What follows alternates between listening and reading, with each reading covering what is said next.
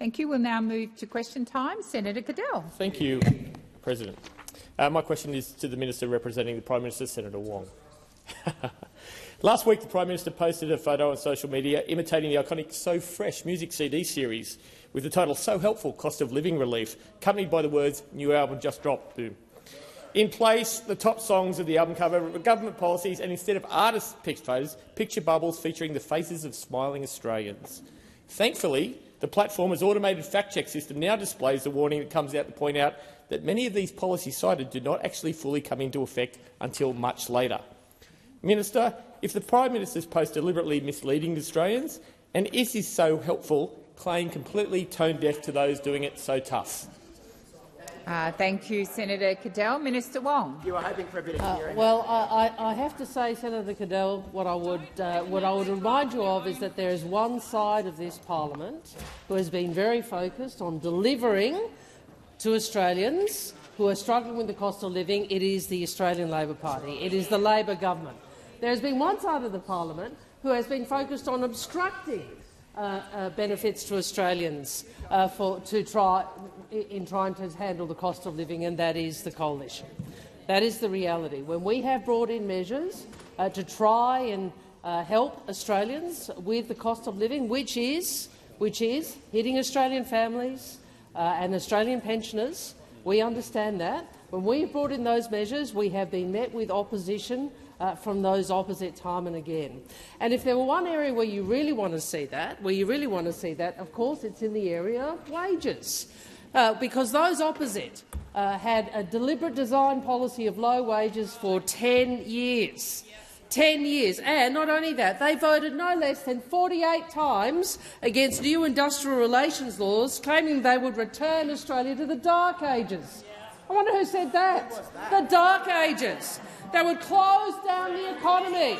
They would leave supermarket shelves bare, and remember that? The bare supermarket shelves, because people might get a pay increase. And they claimed that any increase in the minimum wage would wreck the economy. So, Senator Cadell, you're a decent man. And I'd say to you, maybe you can explain to your colleagues why decent wages are an important part of ensuring Australians can deal with the increased cost of living. And perhaps you should talk to some of your frontbench colleagues who come from this scorched earth mentality that says, actually, those workers, they should just make sure their wages stay low, because that way the economy Thank you, Minister. Senator Cadell, first supplementary. Thank you, President. We've heard all week about the devastating effects of current cost of living crisis for all Australians. A survey conducted by the Council of Life Insurance found that 2/3 of Australians are concerned that cost of living pressures will affect their ability to pay for cover, and almost a quarter are considering cancelling their policies because of the cost of living pressures. Does the Prime Minister really believe that Australians honestly view the government's efforts to address the cost of living as so helpful, and it should be treated as a joke? Thank you, Senator Cadell. Minister Wong. What the Prime Minister believes is that the government should ensure that wages are moving again, and after a decade under you, they are. What the Prime Minister is focused on is delivering the tax cuts, which delivered a tax cut to every Australian. What the Prime Minister and his colleagues have been focused on is how we improve, lower the cost of childcare. What our government has been focused on is the ways in which we can assist Australians with the rising cost of living. And the difference between those of us on this side and those of us on that side is twofold. First, you opposed so many of the measures which have delivered and are delivering some contribution to cost of living pressures for Australians, for example, energy. But on top of that, you have your senior financial spokespeople talking about the $300 billion plus Labor spending, as they call it. Thank you, Senator Wong. Your time has expired. Senator Cadell, second supplementary. Thank you. Minister, this isn't the first example of your government misreading the mood on the cost of living issues and attempting to mislead the public. Isn't the government's excessive boasting, along with its willful misinterpretation of Reserve Bank statements, all an attempt to be so helpful to Labor's vote rather than help struggling Australians? Minister Wong. Well, what I'd say to you is, we are very aware. We are very aware of how Australians are finding meeting how hard Australians are finding meeting the cost of living. Of course, we understand that. We are out there in the community. We understand how hard this is for so many people. But you actually do something about that by putting in place policies which seek to increase wages, by delivering more tax cuts to more Australians, by delivering energy price relief, by delivering cheaper medicines, by delivering cheaper childcare. None of these are things you would do. So you come in here and you cry crocodile tears about the cost of living.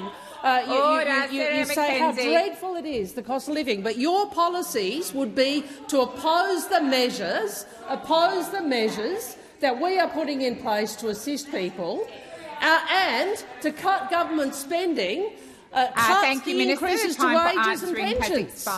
Senator Marielle Smith. Thank you. My question is to the Minister representing the Minister for Industry and Science, Minister Farrell. I refer to the Albanese Labor government's commitment to deliver a future made in Australia that delivers secure, well-paid jobs in regions and outer suburbs across the country.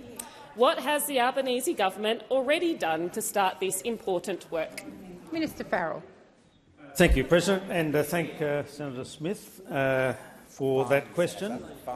A very fine senator from South Australia who's doing a wonderful job for the people of South Australia, and thank you for a question, finally, this week. The Albanese Labor government has been committed to supporting Australian manufacturing industry from day one. We established the $392 million Industry Growth Program with the Minister for Industry and Science, that wonderful fellow, Minister for Industry and Science, Minister Husek, recently announcing the first grant recipients to support small and medium manufacturing businesses. One of the recipients is Cauldron Molecules. It received $4.3 million to develop a world-first hyper-fermentation facility just outside Orange in regional New South Wales. Their technology aims to bring down the cost of biomanufacturing across a wide range of products: food, feed, fibre and fuel, the 4 Fs. This government support of Cauldron will help to keep other Australian manufacturers at the cutting edge, making a wider range of products at competitive prices. Cauldron have proved their technology works in a lab, and this grant will help show that it can work in a 10 kilolitre pilot facility. After that, they plan to scale up to 100 kilolitre facility that can deliver commercial volumes to their customers. This government's approach is already delivering a growing manufacturing industry. And listen to this, there are more than 70,000 more workers in secure, well-paid manufacturing jobs since we came to government. 70,000. There's no time. Yep, 70,000. There's no time to waste, and that's why this government is getting on with the job. The time for answering has expired. Senator Smith, first supplementary. Thank you, Minister, for outlining the ways the Albanese Labor government is strengthening the nation's manufacturing capability and delivering secure, well-paid jobs across the country. A future made in Australia is about turning great Australian ideas into growing local businesses. What is the government doing to help foster more great ideas that can create the iconic Australian businesses of the future? Thank you, Senator Smith. Minister Farrell. Thank you, President, and thank Senator Smith for that very incisive question, because the Minister for Industry and Science announced this week a new national science and research priorities, which place science at the forefront of our industrial transformation, connecting science, research and manufacturing to secure our future at a country that makes things here. One of the key ways that the government fosters this connection is through the Cooperative Research Centres program. One example is the Australian Vintage Limited, which received a $3 million grant in January 2024 to support research and innovation in no and low alcohol wines, which have the potential to be a huge growth area for the Australian wine industry, particularly in that great state of South Australia. Senator Smith, second supplementary. Thank you, Minister, for outlining the ways the Albanese Labor government is growing innovative and world-leading Australian businesses.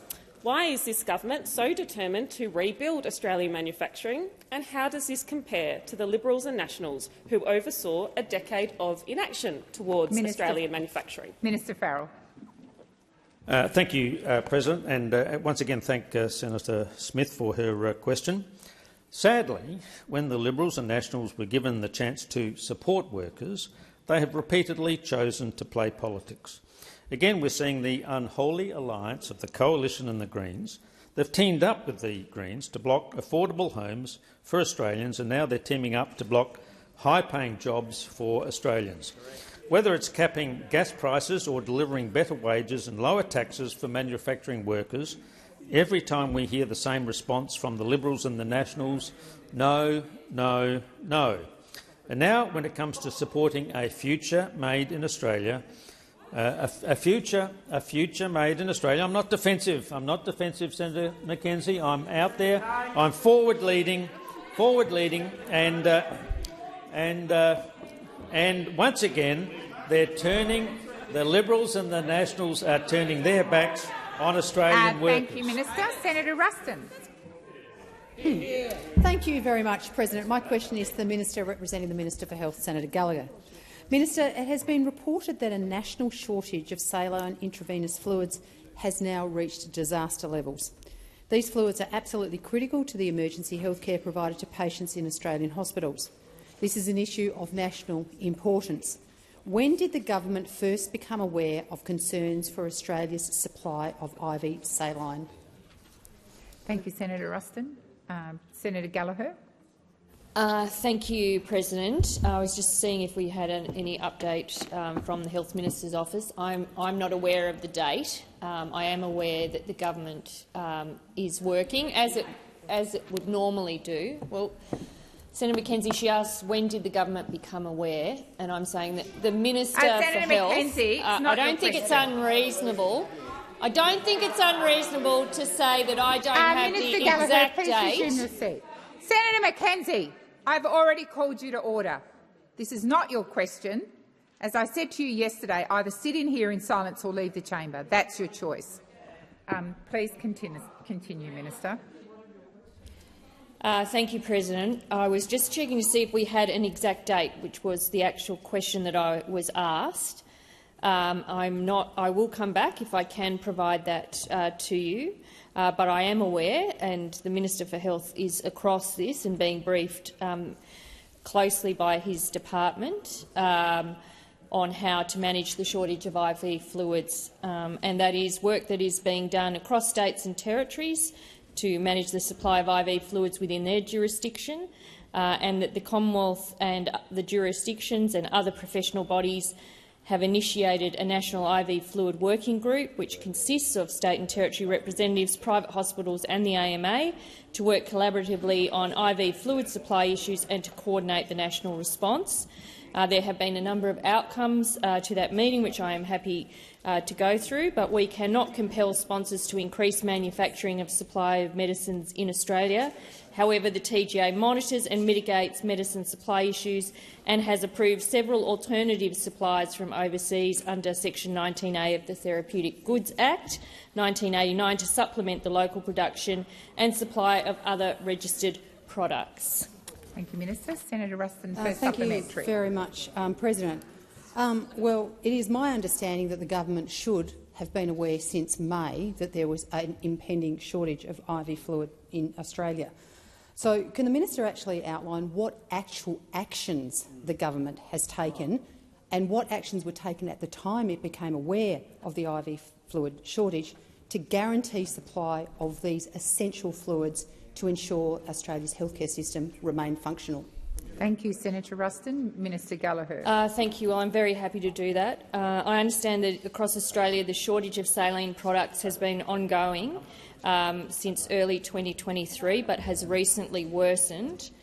This is in part due to the major sponsor Baxter experiencing delays in procurement of overseas registered saline since May-June 2024, a delayed shipment for another supplier, has also contributed to the worsening shortage, and in addition, sponsors have reported a further increase in demand in recent months as jurisdictions began experiencing low stock levels. So there have been a number of steps that have been taken, including the ones that I just outlined in answer to your previous question, which was around the role the TGA has taken to approve additional suppliers, asking IV fluid suppliers if they need assistance in addressing delays in shipping and unloading containers at docks, asking Baxter and other sponsors of Australian registered IV fluid if any regulatory actions could assist with increasing supply, increasing national coordination of monitoring of supply, publishing a web statement and information about the shortages and overseas registered alternatives. Thanks, Minister. And I have some more, which Senator Ruston, second supplementary.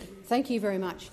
Doctors in every hospital across the country have reported being told to ration their supplies of IV fluids, restricting the amount that is used for their patients. Minister, will your government commit to a coordinated and urgent national response, not just monitoring, to this crisis? Are you delegating leadership on this issue to the TGA or a monitoring committee that was set up last Friday? Thank you, Senator Ruston. Minister Gallagher. Thank you, Will. I've answered this question. There is a national response being led with the Commonwealth and jurisdictions and the professional bodies to coordinate the shortage of IV fluid supplies. It is not unusual where there are shortages that health professionals are asked to manage the supply while more supply comes on board, as you would expect. That is actually part of a response to a supply shortage. There are a number of steps that have been taken, but you would expect the TGA to be one of those that would be taking steps, of course, so I don't think you can diminish the role of the TGA. There are a number of steps being taken, including nationally consistent clinical guidance to support appropriate prioritisation measures to manage demand. So, as you would expect, and as these things are managed in the health system all the time, these are being led. There is a nationally consistent response, and it is appropriate, and you shouldn't be driving fear and a scare campaign. Senator Allman-Payne. Thank you, President. Order. I've called another senator to ask a question. Senator Allman-Payne.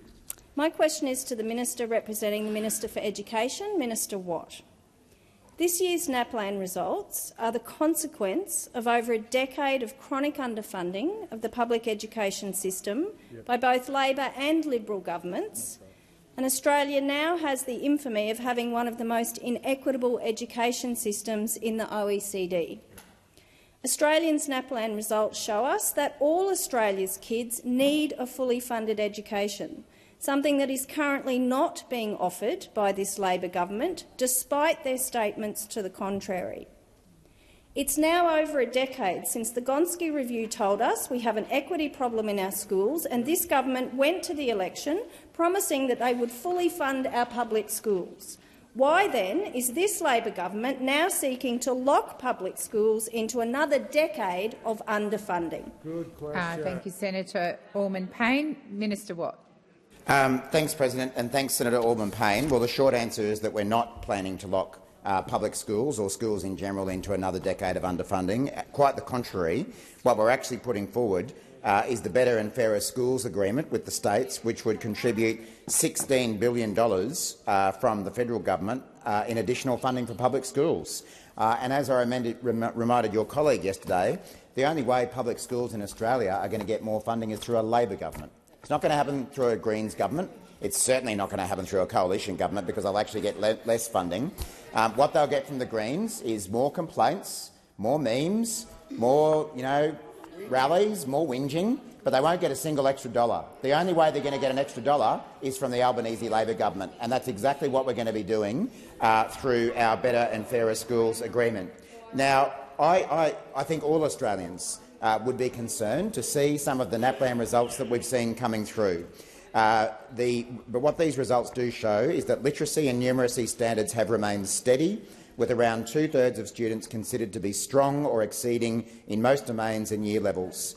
And like last year, this year's results show that nearly 1 in 10 school students do need additional support to meet minimum standards in literacy and numeracy. But that's not the case across the board. Almost 1 in 3 students from poor backgrounds need additional support. 1 in 3 First Nations students, 1 in 4 students from remote locations and 1 in 2 students from very remote locations require additional support. And so what that shows is that the education of your parents, where you live and your background has a massive impact on your likelihood to start behind or fall behind at school. Now, I think it is really unfortunate that we had a decade of coalition government that did nothing about it. And it's particularly shameful that the Nationals did nothing about it, because they say that they support rural and regional Australia, which we know has greater disadvantage from an educational point of view, and they did nothing about it at all. The time for answering has expired. Senator Orman-Payne, first supplementary. The NAPLAN results show a stark difference between students in private and public schools. However, the main takeaway, as Minister Clare has noted, is that family income is actually now the biggest determinant of how a child performs in school. With public schools responsible for educating the vast majority of students who experience socio-economic and educational disadvantage, how can the government justify continuing to grow the proportion of federal money spent on private schools while decreasing the proportion on public schools? The time for asking has expired. Senator Watt. Well, thanks, Senator Orman-Payne, and I actually just made the very point that you were making in my previous answer when I did point out that educational disadvantage does exist even more greatly in particular parts of the community, whether it be students from poor backgrounds, First Nation students, remote location students, for example. And that is exactly why we need to see more funding provided to our schools, in particular our public schools, and that's exactly why the Albanese government is doing that through our Better and Fairer Schools agreement. And I would imagine, Senator Orman-Payne and all of your colleagues, given how much you say you care about funding for public schools, I would imagine you would support our Better and Fairer Schools agreement, which is providing $16 billion in additional funding for public schools. Or will this be another example where we see the Greens get up and lecture us about how we should do more on this or that and then not support what we're doing? On housing, you say we should do more, you vote against it. On education, you say we should do more, you're probably going to vote against it. You are total hypocrites. Thank you, and Minister. we won't take your advice. The time for answering has expired. Senator Orman-Payne, second supplementary. Teachers in Australia are overworked, underpaid and are tied up with administrative responsibilities that keep them away from teaching. Yet Minister Clare has suggested further short courses for teachers, and the schools reform agreement proposed by Labor would require teachers to do more surveillance, more monitoring and more testing. Why won't Labor just fully fund public schools and help stop the exodus of burnt-out and undervalued teachers? Thank you, Senator Orman-Payne. Minister Watt. Well, thanks, Senator Orman-Payne. And again, we're not doing what you're suggesting. We're actually doing exactly the opposite by putting up $16 billion worth of extra funding under our Better and Fairer Schools agreement. And Senator Orman-Payne, I think last time you asked me a question like this and you took the side of teachers, I reminded you that almost my entire family are teachers, and I'm well aware of the pressure that they face. And I know Senator Orman-Payne is as well. I'm well aware of the pressures that they face, and that's exactly why they deserve our support, and that is why they're getting the support of the Albanese government through more funding.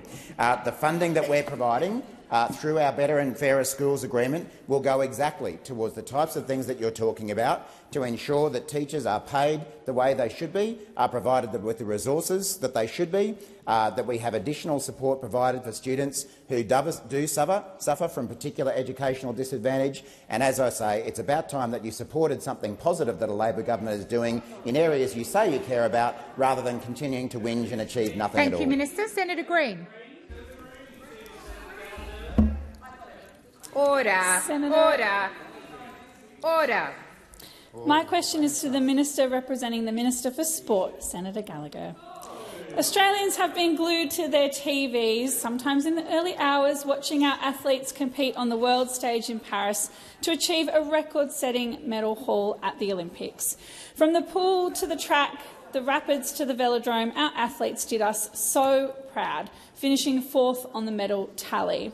Can the Minister please report to the Senate on the success of the Australian Olympics campaign, and how is the Australian government supporting our athletes? Thank you, Senator Green. Minister Gallagher. Thank you, President, and I thank Senator Green, who is a mad sports fan, for the question and for the ability to reflect on the success of the Australian Olympic team. Australians sent 460 athletes to Paris for the 2024 Olympics, and it's an honour to be able to celebrate their success here in the Senate today. Across 33 sports, our athletes gave their all for their sport and their country. And back home, we gave our sleepless nights and early mornings in front of the TV cheering them on. As the PM said when he greeted our athletes this morning, every single one of these athletes has done us proud. Not everyone had a medal around their neck, but every single one of them was worth their weight in gold. Every single one of them has done our country proud. Jess Fox and Eddie Ockenden represented Australia with pride at the opening ceremony as flag bearers. Jess secured her place as the undisputed Queen of the Rapids, winning 2 gold medals and being elected to the International Olympic Committee's Athletes Commission and the Brisbane 2032 board. Noemi added to the Fox family medal haul with gold in the canoe slalom. Our Dolphins absolutely dazzled in the pool with lots of silver, gold and bronze, incredible team spirit in the relays and fearlessness, and Moesha Johnson, who swam 10 kilometres up and down the river. Anna Mears was amazing as our chef de mission. I would have thought this would have received some more bipartisan support, frankly, and I'm sure she wouldn't play favourites, but I have no doubt she would have been proud of our cyclists and gold in the men's team pursuit. And Anna's defence of our breakdancer Ray Gunn showed the world Australians' unique brand of loyalty, and Australians' dance floors will never be the same again. Australia now has a couple of weeks to catch up on sleep and get ready for the Paralympics. Senator Green, first supplementary. Well, thank you, President, and thank you, Minister. Undeniably, our women athletes were the story of the Paris Games. The fantastic Fox sisters on the Rapids, our incredible women swimmers, Nina Kennedy in the pole vault, Saya Sakakibara carving up the BMX, and Cairns-born Arissa True in the skate park. What impact have these women had on the future of women's sports in Australia? Thank you, Senator Green. Minister Gallagher. Thank you very much. Of Australia's 18 gold medals, 13 of them were won by women. The women at this Olympics were incredible. 55% of the team were women, a huge improvement on the 0 women that were taken to the 1924 Paris Olympics. Nina Kennedy became the first Australian woman to win Olympic gold in a field event. Saya Sakakibara dominated on BMX, and Arissa True, a Cairns local, ruled from the skateboard. I can't wait to see these 2 Queenslanders at Brisbane 2032. 7 of the gold medals were won in the pool, and 6 of these medals were won by women. Emma McKeon has now overtaken Ian Thorpe with the most gold medals of an Australian athlete in Olympics history. We are making record investments in women's sport, but the impact that each of the 256 women athletes have had on the future of women's sport is worth more than any financial investment. Thank you, Minister Gallagher. Senator Green, second supplementary. Thank you, President, and thank you, Minister. Our athletes have done us proud, and they are an inspiration to the next generation. In the lead-up to Brisbane 2032, how is the government supporting our athletes, and why is it important that we continue to support grassroots sport as well as high-performance facilities that our athletes need to continue achieving at the level that they have in the Paris Olympics? Thank you, Senator Green. Minister Gallagher. Thank you, President. Thanks, Senator Green, for the supplementary, and for all of those athletes that attended and represented the country on Australia's behalf to the Olympics, started their sport at a young age. And we saw photos of them often as they were showing their event on the TV. So it is important, as Senator Green said, that we make sure that we are continuing to support grassroots sport, because this is where young kids get involved and supported and on their way to becoming elite athletes or just enjoying the participation in the sport of their choice. There has been a record investment in this sport in this budget, almost $500 million over the next 2 years as we prepare for LA28, the largest Olympic and Paralympic sport investment ever. We've also made that record investment into the AIS here in Canberra, the biggest since the early 80s, so $249 million to make sure that that facility can do the job it needs to do. And on top of that is a $200 million Play Our Way fund for women and girls. Senator Roberts. Thank you, President. My question is to the Minister for Indigenous Australians, Senator McCarthy. The 2024 NAPLAN results are out and call into question the entire education process for Aboriginal Australians in the Northern Territory. These children, to whom our nation owes a duty of care, record worse NAPLAN scores in Year 9 than in Year 3. Minister, please explain why Aboriginal children in the Northern Territory go backwards the longer they stay in school. Thank you, Senator Roberts. Minister McCarthy. Thank you, President, and thank you, Senator, for your question. And thank you for joining me this week when I reached out across the aisle, actually, to all parliamentarians from every party to try and close the gap in many of these areas, including education and education attainment. Clearly, one of the things that we've tried to do in terms of Northern Territory, for example, and just recently we had Minister Jason Clare come up to the Northern Territory to work with the NTG around education and boost all of the public schools across the Northern Territory in an agreement that I know he's trying to reach across the country in all the states. We certainly are very disappointed in terms of the NAPLAN results. One of the things that I know with regards to Alice Springs, for example, getting kids to school is firstly our biggest challenge. We have seen the many difficulties that we've had, in particular in Central Australia, but it is mirrored across many of our regions, even in your state in Queensland, where we need to work harder in terms of getting First Nations people even to school, let alone trying to pass the examination, the simple examination, at such a young age with NAPLAN. I commend the Education Minister for the work that he's doing in this space, Senator Roberts. I know we have a long way to go, but we are certainly trying to do that in terms of our work in the Northern Territory. Thank you, Minister. Senator Roberts, first supplementary. Thank you. The percentage of Aboriginal children in the Northern Territory who NAPLAN classified as needing further assistance was 90%. 90%. In Queensland, it's only 56%, and Queensland is a standout failure in this round of NAPLAN. Minister, can you assure the Senate that every cent of federal government money dedicated to the education of our Aboriginal community is spent appropriately?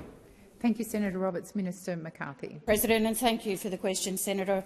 Well, I can certainly assure this Senate that I will be working very hard in the role that I have as Minister now for Indigenous Australians across party lines. I do want to see great improvement in the lives of First Nations people, but in particular children, in particular our children.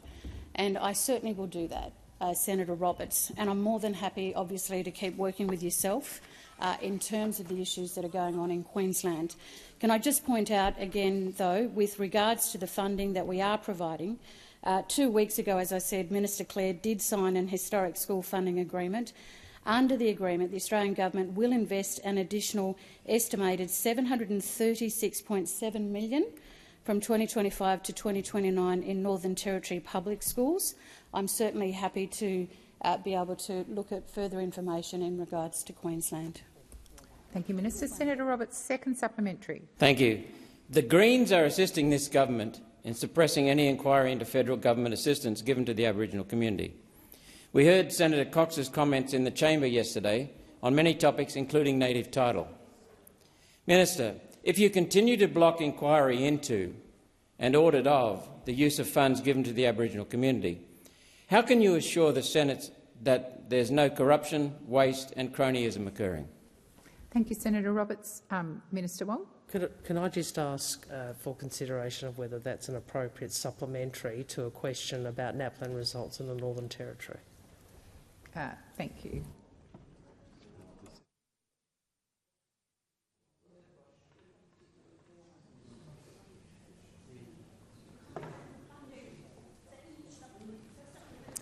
I'm advised Senator Wong, and I remind the chamber that Senator Roberts' second question did go to funding, and so it does flow from the first supplementary. So, thank you, Minister. Order. Quite a bit longer than kettle's boiling again. Yeah. Please continue, Minister. Thank you. Thank you, President. Thank you, Senator Roberts. Can I just firstly say, in regards to comments around Senator Cox, Senator Cox is very dedicated to working to improve the lives for First Nations people. So I would caution any slur against her work in that space. What I would say is this, though, Senator Roberts, is the order. What I would say, though, is the government has invested more than $110 million in initiatives to support First Nations children, students and organisations. You know, we are committed to strengthening formal partnerships arrangements in line with closing the gap, Senator Roberts, the priority reforms. You met with the co-chair of the Joint Council, and that was Pat Turner, in reaffirming that commitment, and I look forward to working with you and others on that. Thank you. Senator Roberts. The question was one of irrelevance before Senator McCarthy sat down. Senator Roberts, I asked, how can you assure the Senate— Senator Roberts, one, that's a debating point, and two, the minister's finished her question. So thank you. Before I go to you, Senator Cash, I draw to the attention of honourable senators the presence in the gallery of a delegation from the Women's Parliamentary Group of Timor-Leste, led by Ms Sancha Tillman, and I note also the presence of Ambassador for Timor-Leste too. And on behalf of all senators, I wish you a warm welcome to Australia and in particular to the Senate. Senator Cash, over to you. Thank you. My question is to the Minister representing the Prime Minister, Senator Wong. Last week, the High Court spent several days hearing a claim made by the Gumatj people in relation to the Gove Peninsula in Arnhem Land. This is a case about the just terms compensation under the Constitution. The Gumatj people are claiming $700 million in relation to one small part of the Northern Territory. If they are successful and the ruling is applied in other places, the Commonwealth may have to pay billions or even tens of billions in native title compensation. How much, if anything, has the Commonwealth set aside to pay for this contingency? Thank you, Senator Cash. Minister Wong. Can I, if I may, President, first just say to the delegation from Timor-Leste, bem-vindo e tudo bem. You're very welcome here. In relation to the question from Senator Cash, obviously this is a matter before the High Court. Her question goes to a matter that is not only before our most senior jurisdiction, but is, of course, a hypothetical. I'm sure she would be unsurprised. Well, Senator, you and I both know that— Senator Cash, you've asked your question. Minister Wong, please continue. You and I both know that it's not the practice in this place for us to prejudge what might occur in matters before the court. And you and I both know as well that this is a matter that any government would have to deal with, and would have to deal with a judgment of the High Court. So my answer to you is I certainly won't be speculating in the way you seek to. Order. Order.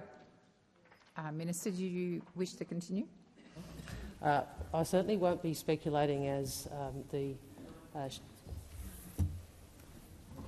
Minister, have you finished? Or Senator Cash, I have called you to order a number of times, and I would request that I can hear what you're saying very clearly, and it is disorderly, so I'm asking you— I appreciate that you're not using a very loud voice, but equally Senator Wong is not using a loud voice, so that means the whole tone of the chamber needs to come down, including interjections. Minister Wong, please continue. I simply would say that I would assume, as the Shadow Attorney-General, as the Shadow Attorney-General, she might actually respect the judicial process. You might actually. I know that this might be an alien concept to you, Senator. But we have a separation of powers, we have a judicial process, and as the person who aspires to be the nation's first law officer, I would have thought you might show the judicial process a little more respect. But we know that we know what you are doing here. What are my advice to you, Senator? Why don't you show the High Court some respect? Senator Cash, for supplementary. Budget. Thank you, Minister. Has the Commonwealth done any modelling on the budgetary and economic impact of an unexpected $700 million compensation bill, and if so, what are the impacts? Thank you, Senator Cash. Minister Wong. I refer to my first answer. Senator Cash, second supplementary. Thank you. So, could you please inform the Senate what contingency plans are in place if the Commonwealth is suddenly liable to pay hundreds of millions, if not potentially billions, in compensation, given it's the taxpayer who'll be picking up the tab? Thank you, Senator Cash. Order. Order. Senator Gallagher. Minister Wong. I refer to my first answer. Senator Payman. Order. Order. Senator Payman. Thank you, President. My question is to the Minister representing Minister for Agriculture in the Senate, Minister McCarthy. Over the winter break, I visited regional sheep farms and spoke to sheep farmers who have grave concerns about the live sheep export phase-out package.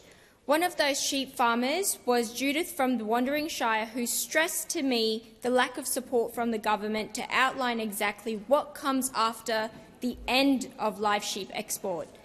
These are towns of generational sheep farmers that rely solely on this industry, and now they're being asked to transition out of it with no detail on what's to come next. So Judith asked me, transition to what? We have transition packages for coal mining communities where it's detailed exactly what they're transitioning to, but that is not the case in this package. So on behalf of Judith and all WA sheep farmers and communities, I ask the Minister, transition to what? Thank you, Senator Payman. Minister McCarthy. Thank you, President, and I thank Senator Payman for her question. Well, certainly ending live sheep exports by sea marks a considerable step forward for animal welfare and capitalises on onshore opportunities in sheep meat processing. Senator Payman, obviously the other side are not interested to know. That's right. They obviously don't care about the farmers in Western Australia. That's right. We are supporting— Minister, please resume your seat. Order. Order. Order.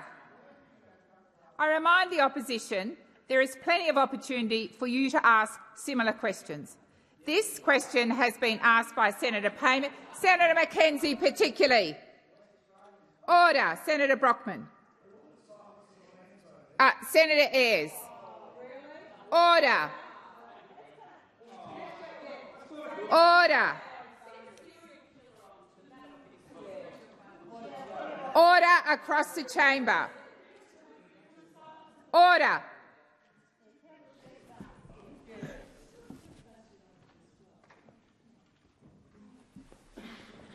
I should not have had to stand up. I called order at least 7 times. I remind the opposition there is plenty of opportunity for you to ask similar questions. This question is being asked by a senator who has limited opportunity to ask questions during the week, and I ask every senator in here to listen in respectful silence. Please continue, Senator McCarthy. Thank you, President. Senator Payman, we've obviously now legislated that trade will end on 1st of May 2028. The $107 million transition support package, which you are asking about, and I know you're interested to know, will provide the opportunity for individuals, communities and businesses to be resilient, well-positioned and ready when the trade ends. We're certainly working with the WA government to roll out that support, and the transition plan includes implementation based on independent advice, the provision of certainty, time and support for the transition, ongoing management of and measures to enhance sheep welfare, and also, Senator, transition oversight and continued engagement with domestic stakeholders and trading partners. With this certainty and a 4-year lead time, affected producers can make decisions appropriate to their circumstances. Thank you, Minister McCarthy. Senator Payman, first supplementary. Thank you, President. Minister, will the Agricultural Minister commit to putting more money on the table and extending the transition time from 4 years to 10 years, as recommended by the independent inquiry, to help our farmers transition to new industry? Senator McCarthy. Minister McCarthy. Thank you, President. Senator Payman, the $107 million investment is substantial investment in terms of the transition. In fact, Senator Payman, and if the others want to hear opposite, that is the most that we've been able to put, given the decline from the others across the chamber in terms of the support for the industry. Senator Payman, second supplementary. Thank you, Minister. But that roughly equates to $25 million a year, and in comparison to upgrade a fencing for a farm, it costs about $2 million. So, in the grand scheme of things, more needs to be done. But my second supplementary question— Senator Payman, please resume your seat. Senator McKenzie, you are out of line. You completely drowned out the senator who has got the legitimate right to ask the question. You completely drowned her out. Please reset the clock, and Senator Payman, please begin your question again. Thank you, President. Will the Minister for Agriculture meet with WA sheep farmers when Cabinet visits WA in September? Thank you, Senator Payman. Minister McCarthy. Thank you, President, and thank you, Senator, for your question. Clearly, the Minister, like me, has just started in her portfolio, and I have every confidence that she's reaching out right across the country in her portfolio area, and will no doubt do the same in Western Australia. Thank you, Minister. Senator Pratt. Thank you, President. My question today is to the Minister representing the Prime Minister, Senator Wong. Can the Minister please tell the Senate how the Albanese Labor government is working to ease cost of living pressures through strong and sustainable wage growth, rolling out a tax cut for every taxpayer and energy bill relief for every household?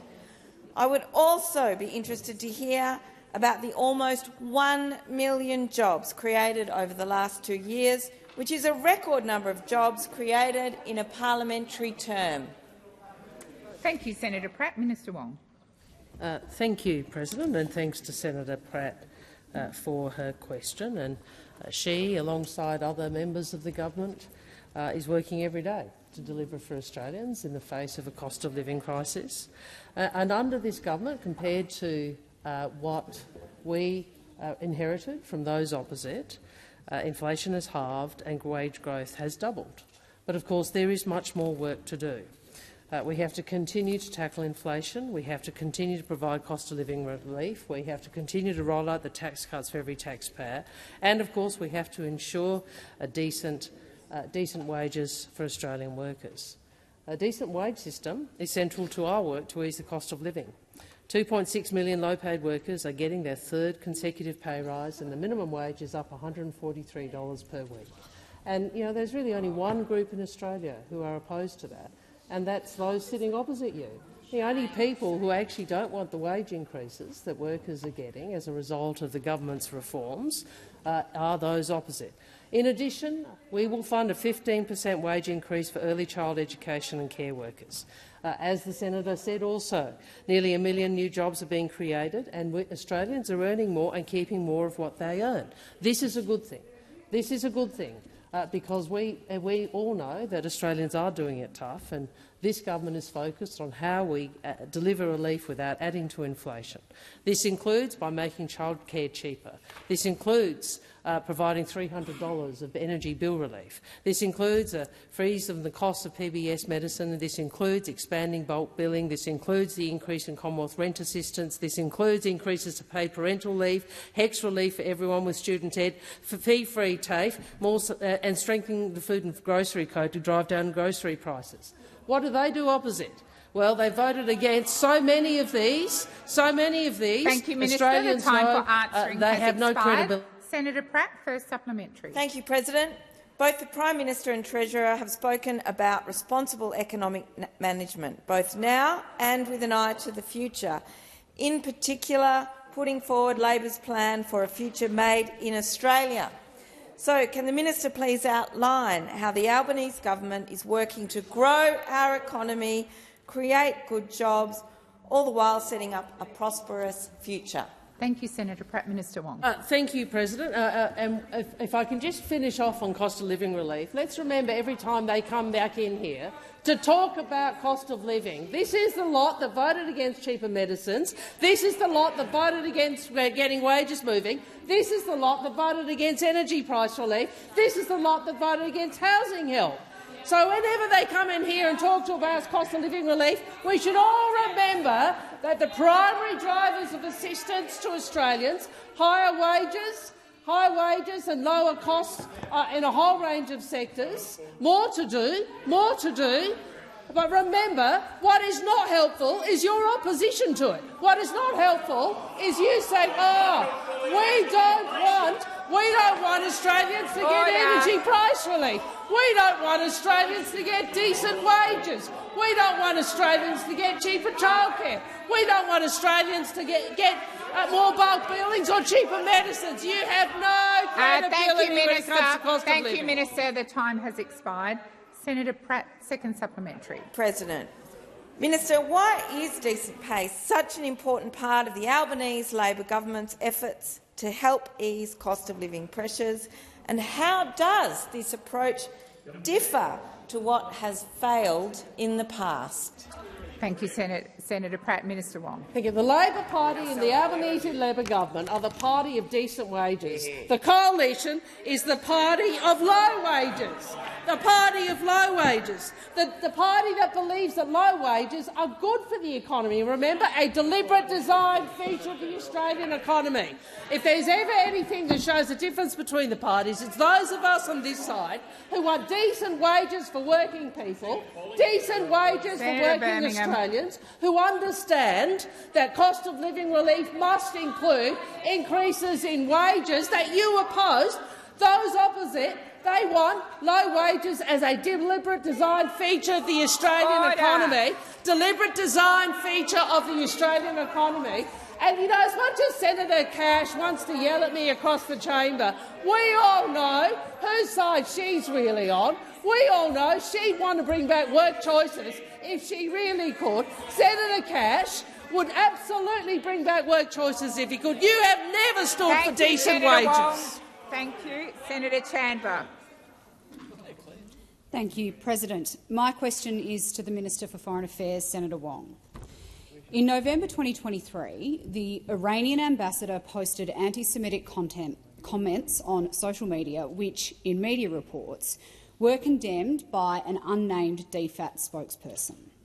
What action did the government take in November 2023 to ensure a foreign official would not continue to spread anti-Semitic hatred in Australia?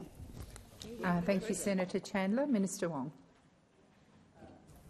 Thank you. Well, in relation to the date in question, as opposed to the more recent one, I will get further information about the nature of representations which were made at the time. But I would say to you, Senator, I've made very clear public comments about the most recent comments by the Iranian ambassador. I said that this language was repugnant and hateful, and it has no place in our country. I said that publicly, and so did the Prime Minister. It was a terrible example of unacceptable language, and the ambassador has been left in no doubt about our position, and this matter has been handled appropriately by the department. I would say to you, Senator, because I've seen some of your colleagues in your public remarks, we retain diplomatic relations with countries not because of their interests but because of ours. We retain diplomatic relations so that we can advocate for Australia's interests and for Australia's citizens, some of whom at times are in trouble or incarcerated in the countries in question. That is why we have diplomatic relations with countries, notwithstanding that we have very different views on many issues. But I again say those remarks were repugnant, and I want to express again I understand how distressing they were for members of Australia's Jewish community, and I hope that they know that those of us in the government and this parliament stand against that sort of anti-Semitism. Thank you, Minister. Senator Chandler, first supplementary. Thank you, President. In February this year, DFAT was alerted to complaints about the Iranian ambassador contacting Australian citizens online in a manner which made those Australians feel unsafe and that they were being monitored by the embassy. What action did the government take in February this year in response to those concerns? Thank you, Senator Chandler. Minister.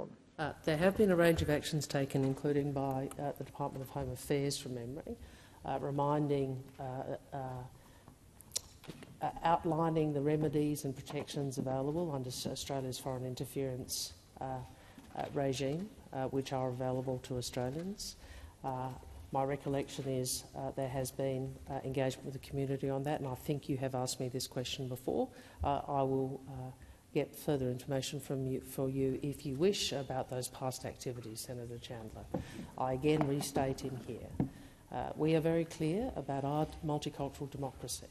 We are very clear with all concern that we will defend that. And part of that is people are free to express their political views peacefully. Part of that is people are free. Australians should be safe from intimidation and coercion. They should be allowed to operate and exercise their voice in this country without fear of intimidation from any part. Thank you, Minister. The time for answering has expired. Senator Chandler, second supplementary. Thank you, President. More than 10 months after the government was first alerted to anti-Semitic hatred being spread on social media by the Iranian ambassador, why is the ambassador still this month inciting hatred and calling for genocide without greater consequence than being asked to meet with a DFAT official? What is the government doing to ensure this dangerous and divisive behaviour being undertaken in Australia ceases? Thank you, Senator Chandler. Minister Wong.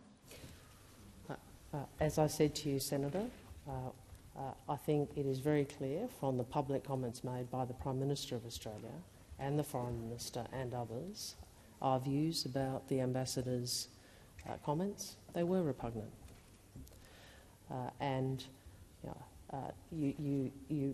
This has been appropriately managed by senior people within the department. The representations are made.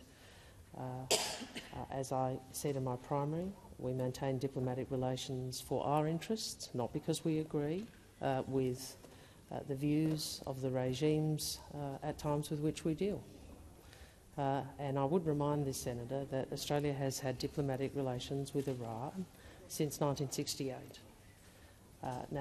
I join with you and others in our public condemnation of the ambassador's remarks and in our articulation of our support for Australia's Jewish community in the face of them.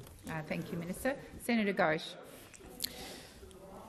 Thank you, President. My question is to the Minister for Indigenous Affairs, Senator McCarthy.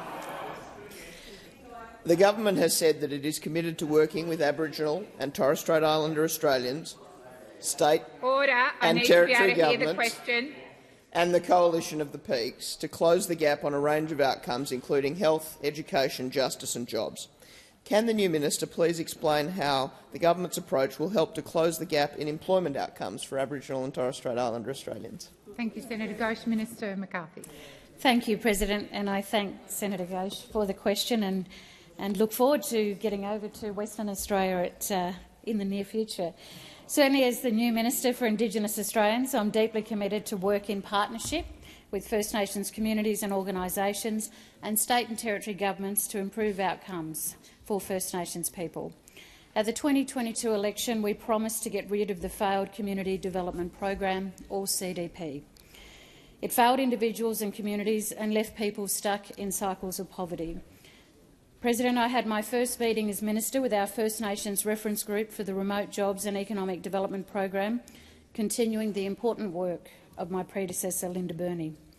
The group has incredible knowledge and experience in remote employment and economic development, and they're providing important advice to the government on the implementation program, which will help close the gap in employment outcomes and boost economic opportunities in remote areas. It will be tough. We are doing this, though, in partnership with First Nations people. We know that by working together we will get better outcomes.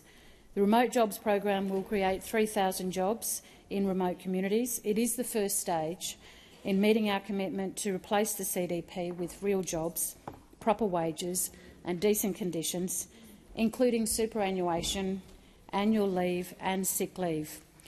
The new Remote Jobs Program will mean Indigenous Australians can have access to the benefits and dignity of work no matter where they live. This will be life-changing for many people in remote communities because we believe in remote communities they deserve, like all Australians, access to the benefits and dignity of work.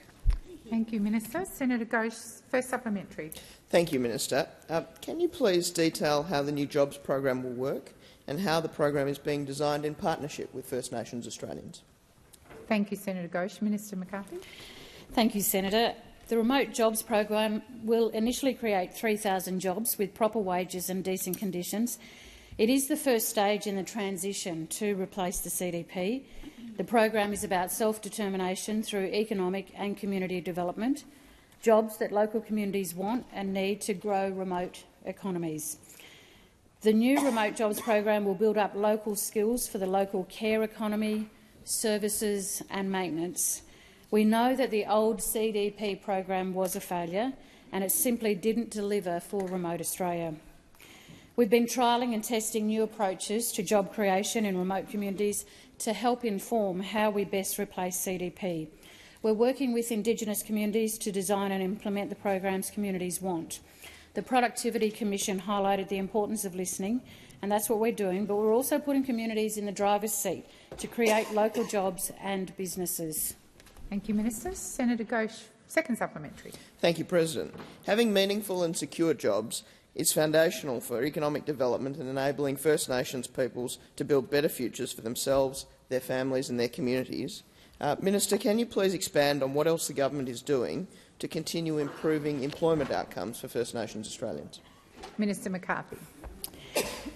Thank you, Senator Ghosh. Yes, the Albanese Labor government is committed to working with First Nations people to deliver improvements in employment outcomes for First Nations people, so Indigenous Australians can have access to the benefits and dignity of work no matter where they live, to create a better future for themselves, their families and the next generation. We're boosting employment opportunities for First Nations Australians. More than 300 people have enrolled in the Health Worker Traineeship program as part of our commitment to funding 500 First Nations health workers. Over 14,000 First Nations students have enrolled in fee-free TAFE courses. We progress work to expand Indigenous ranges by up to 1,000 jobs as part of our plan to double the number of ranges by 2030. And we're getting on with delivering our Remote Jobs and Economic Development program to help close the gap in employment outcomes and boost economic opportunities. Thank you, Minister. Senator Wong. Thank you, President. I ask that further questions be placed on notice. Thank you.